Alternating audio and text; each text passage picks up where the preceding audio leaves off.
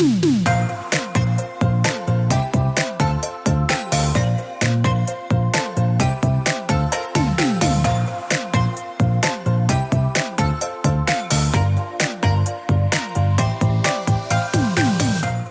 to the Plant-Based Podcast.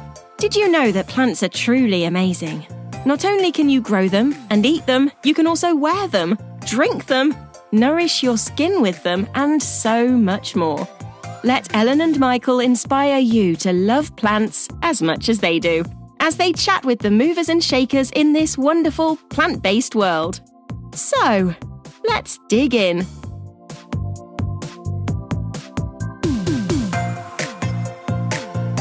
Welcome with bells on. Jingle jangle. Not quite Series 6 yet, but this is a little kind of introduction and a prelude to Series 6. So we'll tell you about what's coming up, a few of the contributors. Hey, Ellen, you happy to be here? You actually sat next to me in real life. I know, I can't stop touching you. And the worst thing is you've got this like velvety top on, so it makes it even worse. Velour is so touchable. It's the most inappropriate type of sweater to wear. I just want to stroke you all of the time. Morning. So yeah, cool. We're here with Series 6. We just want to mention our sponsor first up. Our sponsor for this series is Vivara UK, who are a part of CJ Wildlife, and they are actually selling a range of different wildlife habitats, bird food. They're also going to start doing plants, which are great for birds, wildlife, insects, bees, butterflies. So you'll hear more about them during the episode, but also they'll be here every week with a few little wildlife tips as well. We've got some new contributors to tell you all about as well. So yeah, we're here for Series 6, Ellen, and we are pumped. How are we at Series 6 already? P-U-M-P-E-D. Not P-U-M... P-U-M... P-T. Yeah. It's really hard to spell off the bat. So what else is coming up, Ellen? Tell us about a few of those episodes and such. We've got some really cool episodes, and I know we say this every series, but they are cool, right? It's a really nice variation of episodes, actually. It is, and there's a few that I'm super excited about, like learning how to grow via the moon. So as you know, I'm all into like the moon phases and crystals and that kind of thing, but there's actually a thing called moon gardening. So we are going to be chatting with John Harris, who is the moon gardener, the gardener of all gardens, and he's been gardening for about 40 years according to the moon's phases. So that's really cool. Cool. And we also know that everyone's been completely hooked on the Green Planet. I had to catch up, so I watched a little bit in the US, and then I caught up when I got back to the UK. Oh, the Marimo mothballs. They're like little alive pets, like Tamagotchis. You know how you'd have one of those, like just sitting on the riverbed, moving around and bopping about. Amazing. We're going to be speaking to the producers. Hopefully, fingers crossed, we can make that happen. But we will. Even if we don't, we're going to be talking a lot about Green Planet for many months to come as well, and actually kind of pick apart a few more of those interesting plants there. Maybe there's a few extra botanists we're going to speak to, but I think the Green Planet series has really piqued everyone's interest in plants, which is superb. I hope it does the same as what Blue Planet done, because Blue Planet really made people more aware of the ocean. So hopefully brings this is it on like the next level, brings plants to the next level. So it's really cool. And also more closer to home, we've got new vegetables for New Year. We actually had a real honour of going behind the scenes at one of the major vegetable breeders in the UK, ProVeg, just outside Cambridge, and we had a little walk around. And this is quite a dynamic episode because we actually walk and talk, don't we? We do. Who'd have thought we could do that? But we actually do a bit of live tasting. We taste melons that taste of turnips. No, the other way around. Turnips that taste of melons. We look at some great different coloured aubergines. We talk about grafted veg, tomatoes. It's really, really fun. Yeah, really cool. And just other ones as a kind of brief overview, if you're interested in what kind of plant food to eat to help arthritis and other health issues, that's a really good episode. We're also going to be talking to the granddad of gardening, Grandad Gerald. Yes. Grandad Gerald in his Gucci. So that would be really cool. And also Flower Lab, who designs sets for shows, which is a really creative, lovely episode too. So it's a packed full Series 6. Definitely. And we've also got lots of contributors as well. So we've got Lorna, my good friend Lorna Coe. She's going to be our gardening gadget guru. We're also very honoured to have Kate Bradbury as well, who's going to be our wildlife warrior. That's super cool, isn't it? I like that, wildlife warrior. And we've also got the balcony gardening with the Cloud Gardener. So if you're not already following him, go check out Cloud Gardener. And really excited to be working with Rooty Fuel, whose vegan cookery course I've been on online recently. They basically providing plant-based recipes, but also they do this course online that you can sign up for and learn how to make your own. So they're going to be giving us lots of plant-based foodie tips too. Definitely. Can't wait. But in this episode, we're going to do our first news of Series 6. And then after that, we're going to have our typical, usual kind of chaotic gossip, really. Series 6 of the Plant-Based Podcast is brought to you with the help of Vivara UK. Vivara are a team of garden wildlife experts, and their mission is to make nature accessible to everyone. They provide ideas and solutions to create more wildlife habitats, from large green spaces to small urban areas.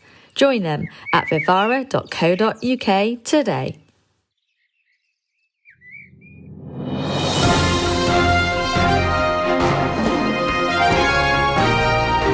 Welcome to the Plant-Based Podcast News. Your horticultural news roundup for the week.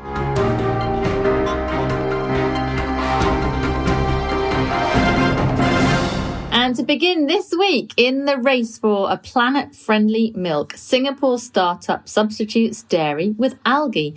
The world-first algae milk uses a fraction of the energy, water and land as cow's milk. But it's just as nutritious, says its inventor.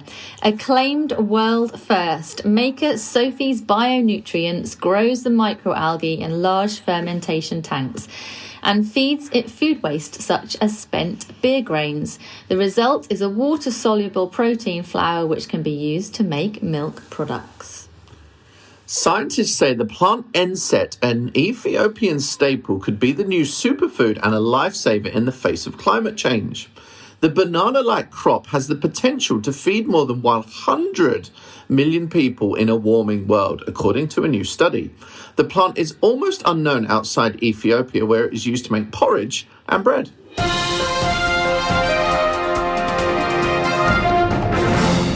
Dutch horticulture is drawing attention to the energy crisis. Tomato growers and ornamental plant growers were present at a protest when their urgent letter was handed over.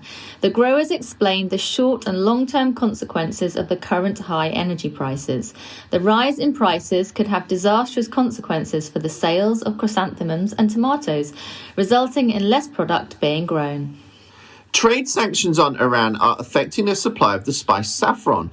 The faux substitutes include safflower, which has been nicknamed bastard saffron. And from time to time, exporters might also be duping us with fake threads from corn on the cob.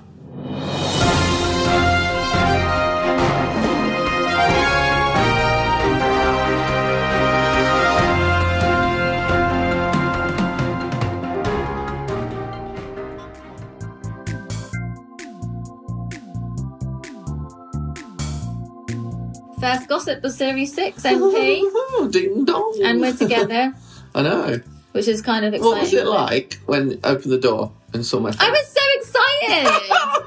Isn't it weird though? Because like for a moment you're kind of like, this person's actually 3D. It's so funny. But also, when you've got over that first moment, it never really feels like we've been Did apart it feel like a for date? so long. Yeah, it doesn't like whenever Like we met on Grindr. No, we met on the Bearded Men app. Well, actually, pretending to know what the apps are there. Yeah. It never feels like I've been away that long when I see anyone. Yeah, So after the first definitely. minute of going, oh wow, you're real, then it's like you've Do you moved wish on sometimes, already. like, not necessarily in meeting me, but like when you return to a place, you want it to feel novel for longer? Do you know what I mean? Yeah, you want to Yeah. absorb the excitement for I a know. bit longer, but I think when you work with people or you know them really well, and it just goes back to normal again. Like I went to see my friends on Sunday, and One of my best friends, Louise, she opened the door and we were like really excited. And then we went to eat, and when we came back, she was like, "Oh, it was like you've always been here, and like you've Well, never not been here." What else do we expect? You know? It's like, how different could it Because really I be? think when you go away and it's like 4 months at that time, people think, "Oh, that's a really long time."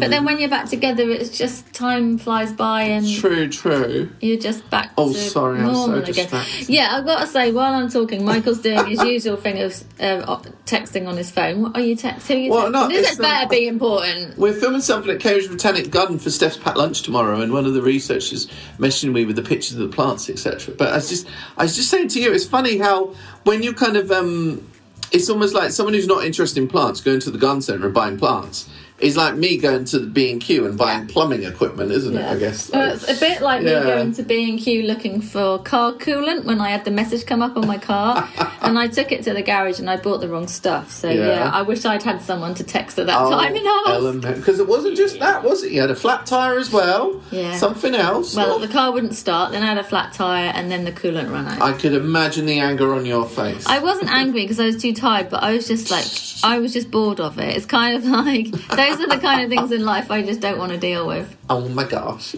I only want to deal with plants, basically. Hey, we're at my house at the moment. I did tidy up for you. Yeah? Yeah. I didn't notice. Oh. So, what about it? Okay. Are you going on holiday soon? Maybe, yeah. Maybe. Well, I always say maybe. I hate this, sorry, he's just sent me a picture of a viburnum tinus and I'm like, no, that's drab. I hope no one's just been out to buy one. You've just had it on Mr. Plant Geek's authority that that's a drab plant. Going to Copenhagen on Friday, but you know how it is, like you almost don't believe you can travel these days, which is kind of weird. So yeah, I don't know. So I'll report back if and when I get there, but I'm sure I will. It's really silly. It's only because what it does to your head. Is it's almost like being brainwashed. Isn't it? I know. But so you can bizarre. travel, you'll get there, and I'm sure you'll have a great time. Yeah, because this will be out on Sunday, so if it has worked, then I will be there. So people can basically go if to your my stories. teleporter has worked. They can go to your stories and see if you've actually made it there or not. Which you will. But the other thing, by Sunday, we should get out one of our games as well. Because what game are we going to play in a short while, Ella Mary? Some really weird, crazy tombola challenge game live on Instagram that will then go out onto our feeds as well, I guess. Yes, but also we're also going to do a Mr. and Mrs. How cool's that? So we've got a list of questions that we are unaware of right now, and we are going to hopefully, I think we're going to do it with plant pots. So blue plant pots for you, pink plant pots for me, and we're going to see if they tally up or not. Yeah. And then afterwards, we have to look at the answers and see if we actually agree. I know. It's going to be really fun, actually. And probably lead to a few arguments here and there. Oh, my Lord. Hey, what's going on your table? Because you have got a Dieffenbachia reflector, which is not the easiest thing to grow, but somehow yours is happy as Larry. Well, I got to be honest. I got it not long before I left for America, so it's been there for about 5 months now, I would say. Mm-hmm. It's on a table in indirect light. It's cold in here when I'm away, especially.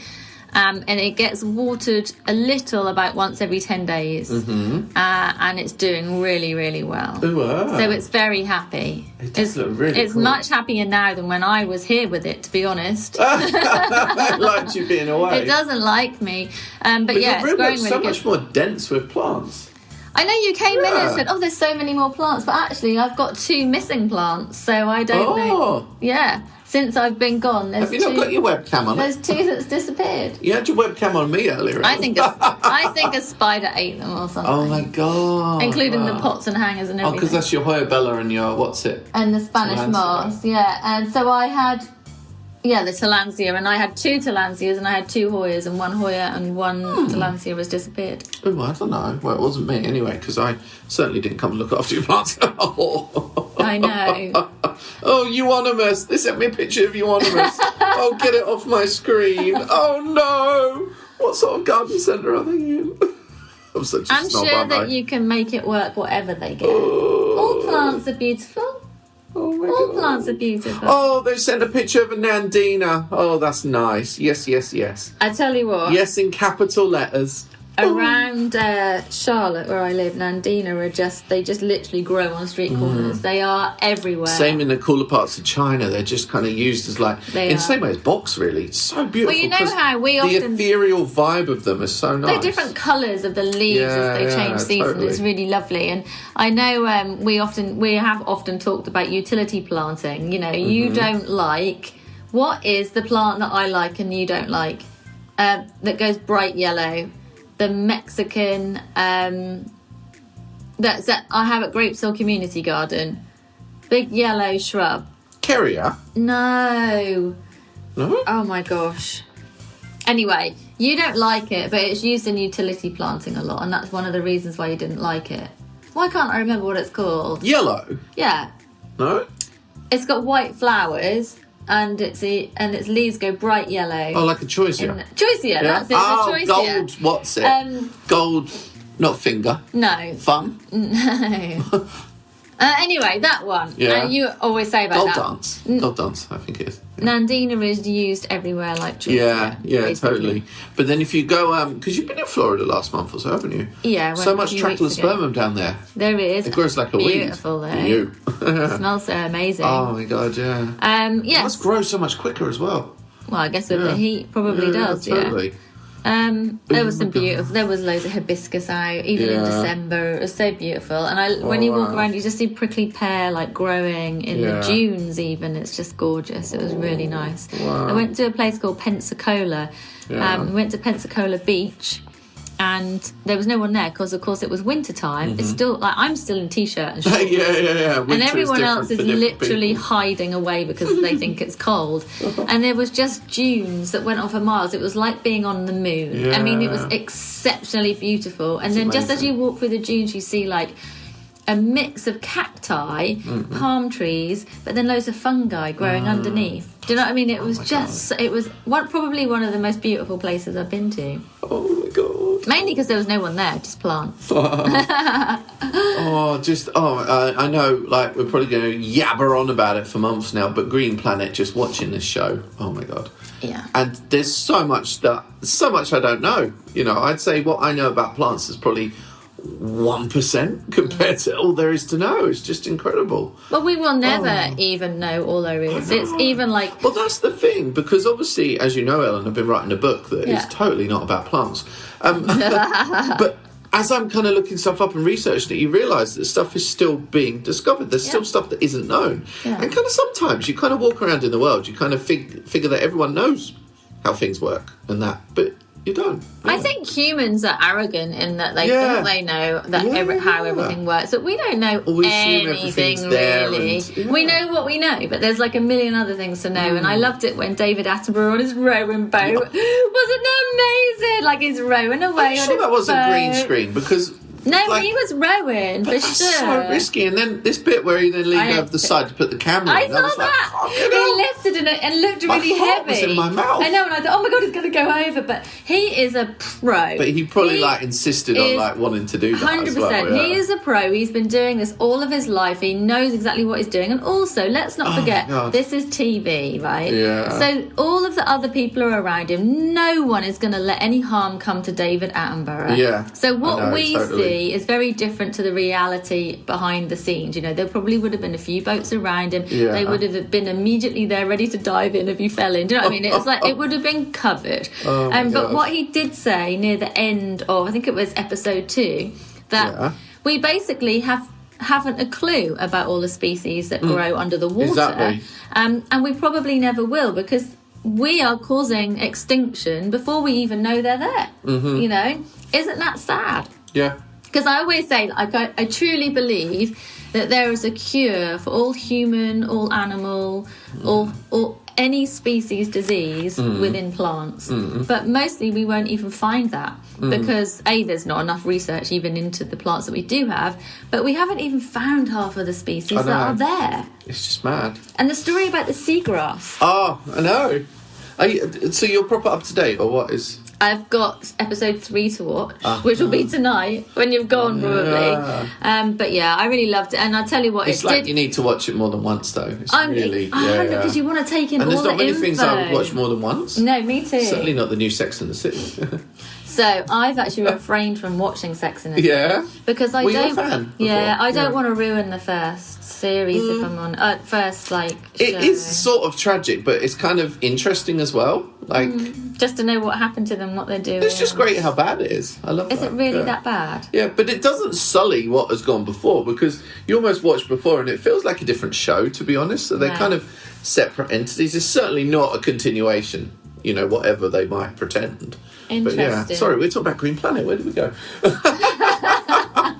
On Amazon Prime, you can watch the older series what was it, Secret Life of Plants, that was in the 80s. Right, okay. Which is pretty cool. Yeah. Oh, that's good. I've been oh, watching maybe, those back in I might look back. That's a in good my idea. spare time. It's hard though to watch those things. I saw your story yesterday actually. It's hard to watch those things when you're doing something else because you really have to concentrate. Right. And I noticed the difference of watching it while I was then tweeting and doing different stuff. But then when you watch it without that, and it's one of those shows you've really got to watch. Interesting. Taking all the info is just amazing. Actually, this has just made me think of something we were chatting about earlier on. When you look back at previous shows, or you read old books, or you think back to when we learn about horticulture, Yeah. or our grandparents taught us about horticulture, or whatever, the history of it, it's all already been done. Yeah, totally. And then we see lots of things that are kind of coming up now, maybe on social media or on TV, putting it in a different light, but actually it's all already there. Do you know what I mean? Most stuff, apart from new research and technology kind of thing, is already there. It's already been done. It's already known. It's just we spin it in a different way. Oh, definitely. And I think that brought us on to talking about maybe we would do a chat on the podcast about our careers and the history and what we've learned, like pre now, pre-social media, I think. Because social media spreads so much information that, when I was young, I had to go to the library to get that information. I know. Me too. But God. if you read something on social media that reads as though it's a new thing, if you go to the library and find a book from the 1950s, it will be there in that book. It's not new. Totally. But it's I weird. love that. It's really exciting. It's really funny. Yeah, using the internet is weird because I said to you earlier, I was like, is it weird when you use the internet? How do you know the info's right, etc., etc.? It kind of makes me a bit nervous sometimes because it can be changed. And, when someone's written a book, they're absolutely, obviously, researched it to the nth degree. And it's kind of, so it's weird. So much information out there. Yeah, I know. Yeah. But we'll definitely do a chat about our careers and history and stuff. I think that would be really cool for the podcast. Yeah, we talked about that recently. We said, every so often we're kind of, I don't know, we're really happy in our careers now, but it's interesting to see how we got to here. And we get lots of messages from people saying, how did you get to where you are? I really want to do what you do. What course did you do? Or this or that. And it's really hard to kind of advise, isn't it? Because it's everyone has a different path and there's not kind of so you just got to feel what right's for you, what feels right for you. But I think by actually laying out what we did and when, that might be kind of quite inspirational. Yeah, hopefully. Yeah. At the end of the day, you have to kind of go your own way. And also, I often think, someone will say, I want to do what you do. And this is going to sound way worse than I mean it, but you're not me. Yeah, exactly. You can do all of this stuff totally. Anyone can do it all, but you do you. You do it your way. It's like a different. But I guess it's hard to comprehend something unless you see an example. Sometimes, isn't it? So I can see where they're coming from. Yeah. So there you go. Anyway, we will definitely do an episode. Super cool. So anyway, now, unless you've got anything else you'd like to add to our little chaotic gossip as usual, we have got some filming to do. We have. Yeah, we're going to get that faux trellis up in your lounge to play Mr. and Mrs., which is going to be a filming feat. How exciting. Yeah, because it's all different cameras and blah. This is the most techie setup I've done for a while. But yeah, it should be fun. Cool. Thank you. Excited for Series 6. Thank you. Series 6 of the Plant-Based Podcast was brought to you with the help of Vivara UK. Vivara are a team of garden wildlife experts, and their mission is to make nature accessible to absolutely everyone. They provide plenty of ideas and solutions which can help you to create more wildlife habitats, and that's in large green spaces or even small urban areas. Why not go and join them at vivara.co.uk?